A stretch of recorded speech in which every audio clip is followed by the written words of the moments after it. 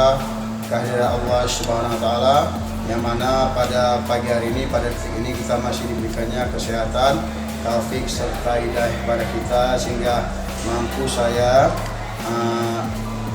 saya nanti akan menyampaikan materi kelanjutan daripada praktek dasar elektromekanik.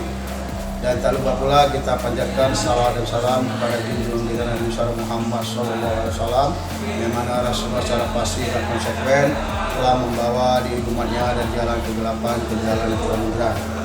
Baiklah, pada hari ini kita akan mempraktekkan praktek dasar elektromekanik.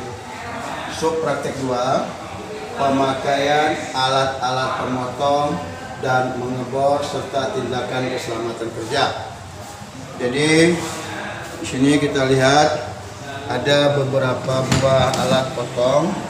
Yang pertama gerinda potong duduk, ada 2 buah dengan mata pisau yang berbeda. Ada pakai batu gerinda, ada pakai gergaji, mata gergaji. Selanjutnya ada gerinda tangan, ada juga nanti untuk mengebor, dan ada juga alat gergaji besi dan kikir. Pada session hari ini kita akan memperhatikan dan teknik serta cara-cara pemakaian alat-alat pemotong dan pengebor sesuai dengan keselamatan kerja yang telah ditetapkan. Yang pertama sekali, untuk pemakaian gerinda potong duduk ini kita harus memperhatikan, yang pertama sekali yang kita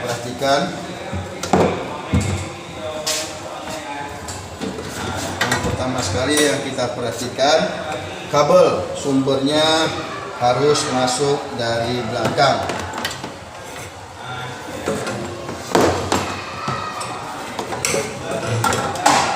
Ini kabel masuk itu mengarah ke depan kita dan membelakangi mesin pemotong kita. Jangan sekali-sekali kita menyambungkan kabel for kita ini di belakang atau sejajar dengan kita potong. Ini sangat berbahaya sekali, karena bisa saja nanti ini terkena potongan daripada mata gerinda kita. Jadi usahakan yang pertama sekali ini diarahkan ke depan. Selanjutnya lihat kabel-kabelnya masih layak pakai apa tidak, atau ada yang terkelupas. Kalau ada yang terkelupas, langsung diisolasi dengan baik. Setelah itu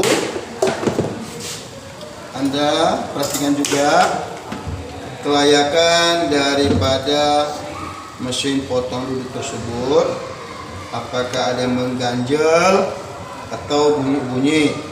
Selanjutnya Anda perhatikan juga apakah pengunci daripada mesin potong ini apakah bekerja atau tidak. Kalau bisa dia berjalan maju mundur, berarti kondisi daripada gerinda potong duduk ini baik.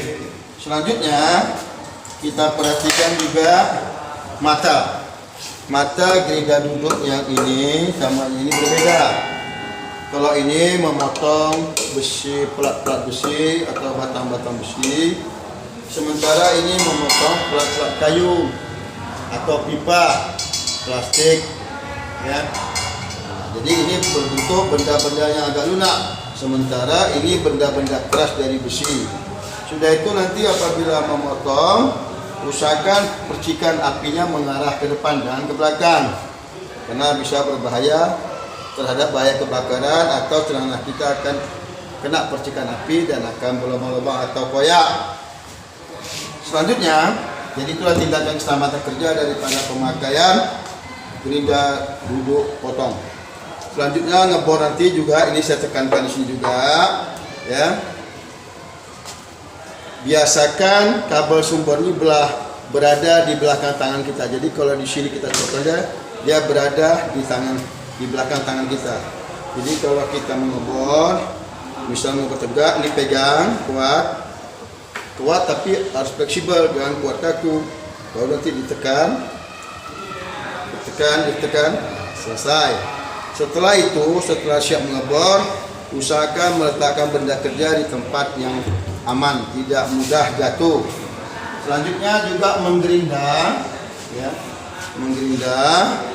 juga usahakan kabelnya di belakang daripada tangan kita. Jadi ini kita pegang kuat tapi fleksibel, dan lihat ini adalah mata batu gerinda untuk motong tipis. Nah, nanti ada yang tebal. Kalau yang tebal mata gerindanya itu untuk menghaluskan. Kalau yang tipis ini untuk memotong plat-plat besi. Kalau yang berbentuk besi, nah itu dia memotong-motong pipa atau kayu segala macam. Nah, jadi waktu Anda memegang ini, usahakan kalau memotong bisa tegak gini dia, tapi jangan dipaksakan berapa dalamnya. Jangan dipaksakan. Kalau perlu kita musing, ya musing aja kita. Gak harus begini terus. Nah, nanti kandas dari kemari. Kandas dari kemari dia sangat berbahaya. Setelah itu kalau udah siap, tolong dimatikan dia dan diletakkan di tempat yang baik. Selanjutnya gergaji. Nah, ini kalau kita menggergaji nanti, ya, ini tangan kita pegang kemari, posisi rata nih. Posisi badan kita rata. Nah, jadi ingat, ini kita pegang, ya. Jangan gini, nggak boleh, jangan dipaksa, nggak boleh. Karena ini mata ini halus, tajam dan halus, dan lubangnya tidak dalam, nah, dangkal. Jadi dia motongnya gini, sambil ditekan, bukan gini ya, nah, nggak boleh. Terus gini, nah, harus dengan sabar. Jadi posisi seperti ini harus dengan sabar. Nah, selanjutnya juga mengikir nanti, nah, sama posisi rata badan. Ini kita pegang, ya. Nah, ini kita pegang, ujung sama pangkal kita pegang. Kita kikir sesuai dengan apa yang mau kita kikir. Apakah permukaan rata, apakah lubangnya mau dihaluskan. Nah, ini dia. Nah, jangan gini, nggak boleh ya, harus rata gini. Oke, selanjutnya pengeboran dengan mengebor dinding. Nah, juga sama, kita masukkan mata bornya nanti. Sudah kita masukkan mata bornya, nah, maka ini kita pegang kuat, ya. Ini kita pegang kuat, ini posisi kita rata, ini kita tahan. Ingat, ini pukulan ke belakang agak kuat, jadi hati-hati, harus kita menahannya ke belakang. Jadi kalau ada entak ke belakang tertahan dan kita langsung menekan. Ya, usahakan rata, nggak boleh ngebor tuh sudut-sudut ini kurang bagus, rata. Jadi kalau nanti mau ngebor yang di atas, kita naik tangga. Jadi usahakanlah kalau kita mengebor, posisi kepala kita tetap berada di atas, jangan di bawah. Kalau di bawah sangat berbahaya, nanti debu-debu percikan-percikan daripada pengeboran ini akan mengenai mata kita dan tubuh kita. Jadi usahakan kepala kita selalu berada di atas daripada yang dibor. Oke, jadi gini dia. Ini posisi kita rata. Nah, bisa juga gini. Nah, banyak cara orang, ada kayak gini, ada kayak gini. Nah, ingat ya, tekanan ke belakangnya itu sangat keras sekali. Selanjutnya, ngebor dengan skrup. Bor skrup.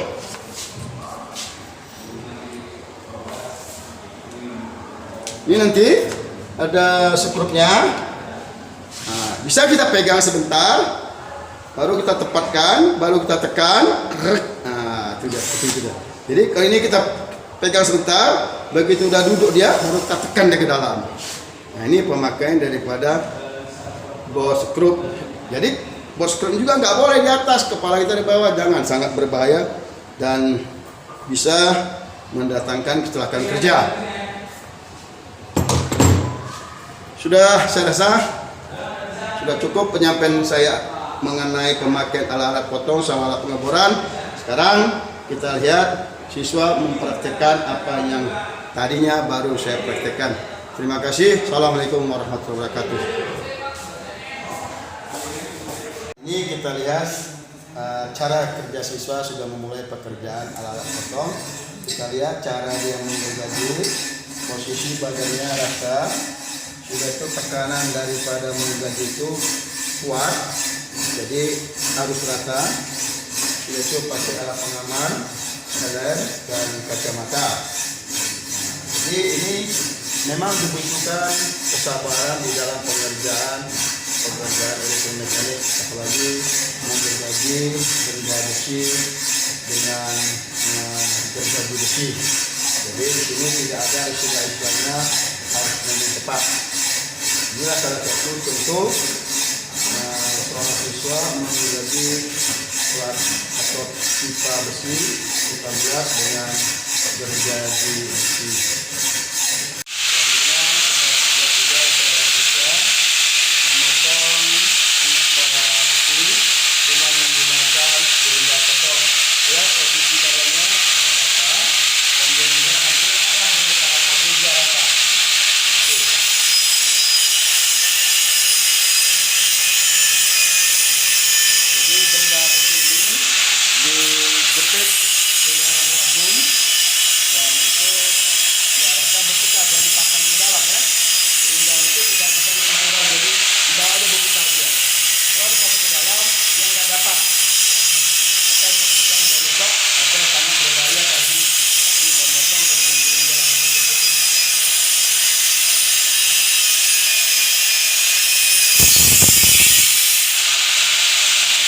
Ini tidak ada dipaksakan harus masuk gerindanya besi dalam gerinda, tidak bisa.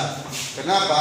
Karena jarak antara lingkaran batu gerinda ini tidak lebih kecil daripada lingkaran daripada pipa tersebut. Jadi sangat berbahaya kalau seandainya diteruskan.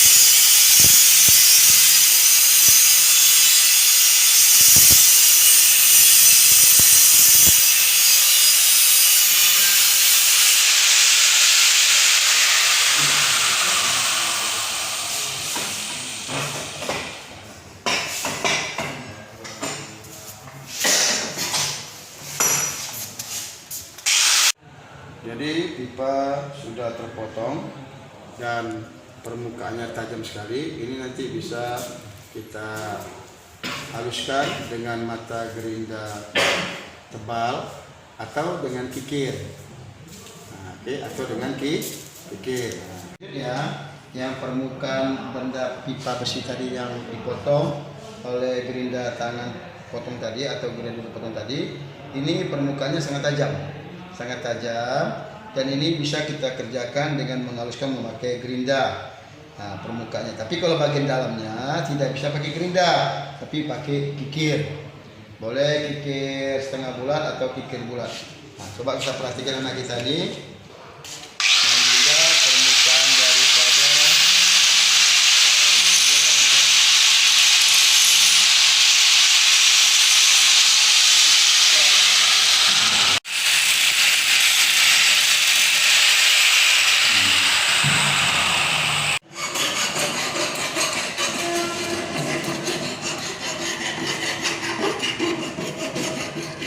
Ini mengukir permukaan tajam membekas pemotongan bagian dalam. Jadi bisa dihaluskan dengan dikikir, pakai kikir setengah bulat. Sekarang permukaan daripada benda kerja yang kita potong tadi pakai gerinda duduk dan gerinda tangan sudah halus, tidak lagi tajam seperti tadi. Jadi karena sudah dikikir, sudah dihaluskan dengan kikir bagian dalam dan juga bagian luar. Selanjutnya, sini kita memakai gerinda duduk potong. Ya, kita perhatikan sini. Ya, pertama pipa besi tadi diletakkan, diikat. Pengikatan daripada benda besi ini harus kuat, dan misalnya kalau berapa mau diukur, bisa kita ukur berapa mau kita potong. Setelah kita kunci kuat, maka kita lihat siswa kita ini akan menggerinda besi tersebut.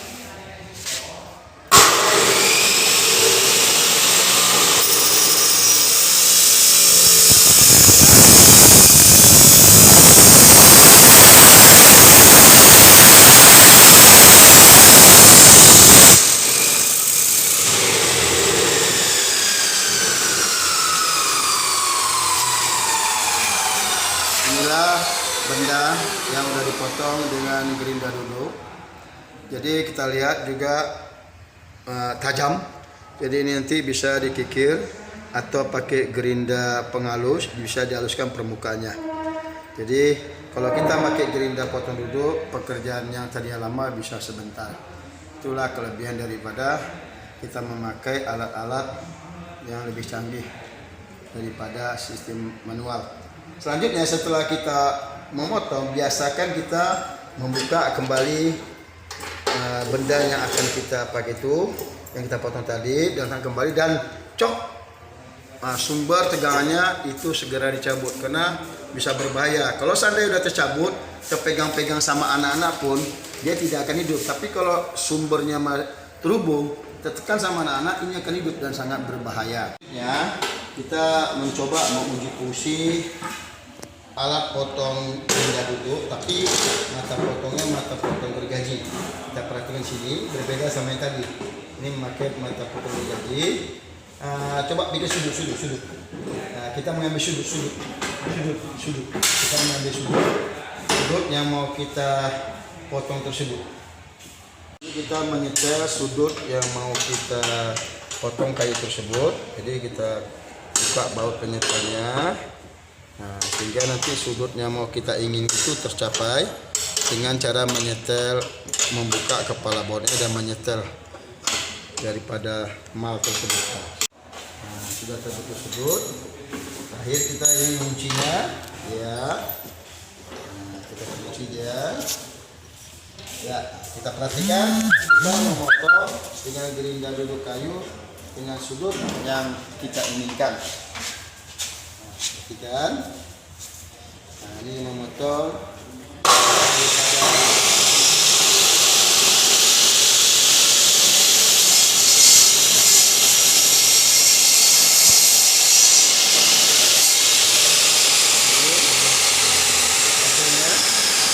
dalam sekian detik sudah terpotong sebuah balok dengan sudut yang kita inginkan.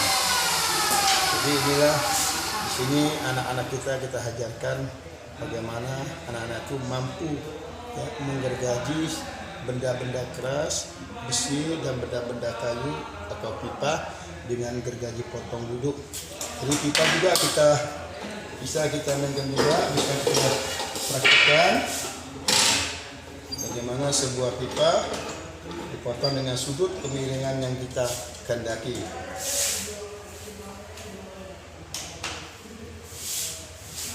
Perhatikan.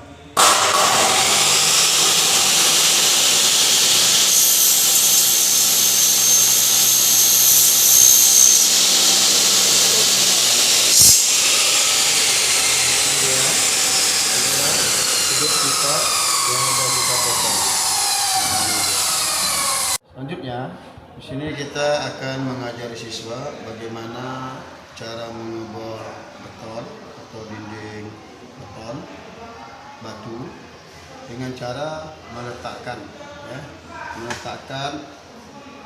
palang mal duduk daripada power supply atau AC AC.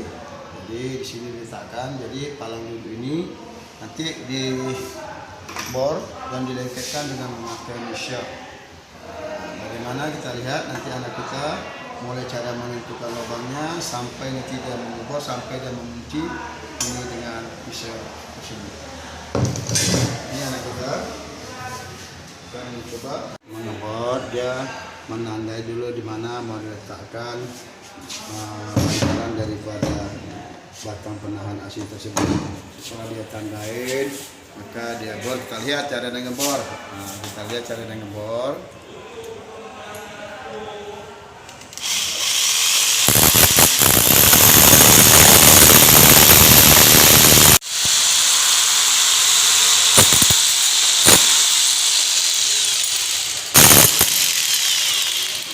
Ya, ingat. Kalau kita mau mengebor, kita pastikan berapa panjang daripada t-shirt kita tersebut dan berapa diameternya. Jadi kalau seandainya terlalu dalam nanti kita bor, nanti terakhir nanti ini kendor, tidak kuat dia, tidak mengikat dia. Jadi kalau kita lihat udah pas, tinggal sesudah dibor, nanti kita lihat dia mengadakan penguncian. Ya, itu.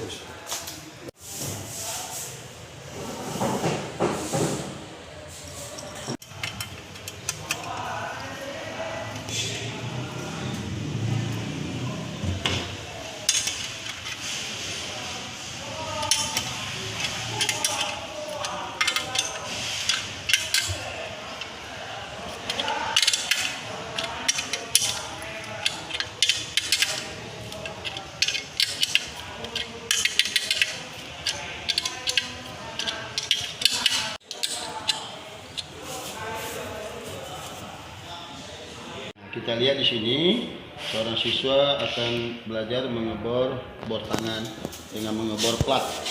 Di situ sudah banyak lubang-lubang yang dipraktekkan oleh jadi di sini ketepatan daripada di sini kita bikin garis-garis petak-petak. Jadi seorang siswa itu penilaiannya bagaimana, harus tepat di persimpangan daripada garis-garis bantu petak tersebut. Kalau seandainya lari berarti cara pengeborannya kurang bagus.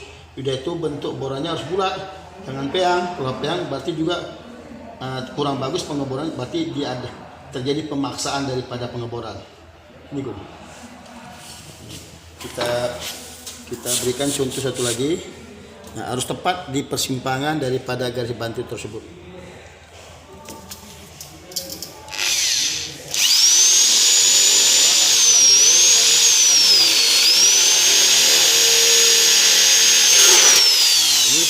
Ya, pas di tengah daripada garis tersebut. Nah, inilah hasilnya yang bagus untuk seorang siswa. Cuma lagi lingkaran bulatannya kurang.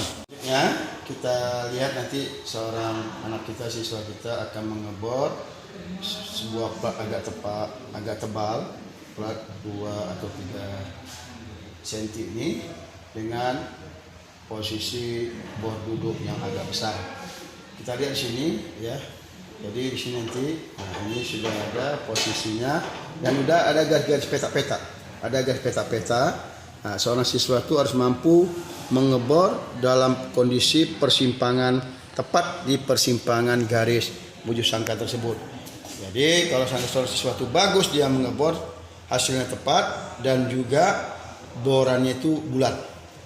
Kita mulai perhatikan gimana posisi dia mengebor ya. Nah, cara dia mengebor itu dia paskan dulu mata bornya dengan yang mau dibor. Nah, selanjutnya bisa dengan pakai peniti atau langsung boleh.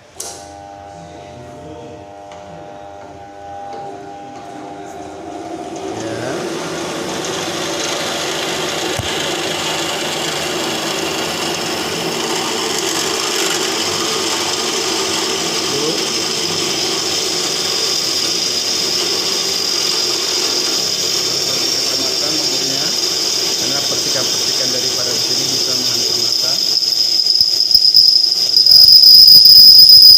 Hasil pengeboran.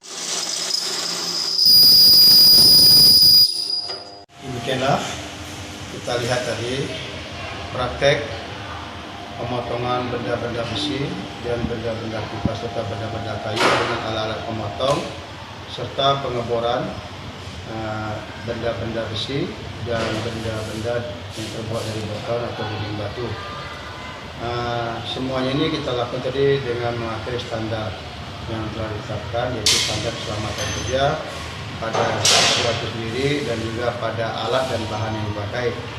Saya rasa seperti demikian, dan semoga apa yang saya sampaikan pada praktek kali ini dapat bermanfaat untuk seluruh siswa, terkhusus siswa SMKTR jurusan Simas ini, siswa SMKTR Simas ini jurusan TITR.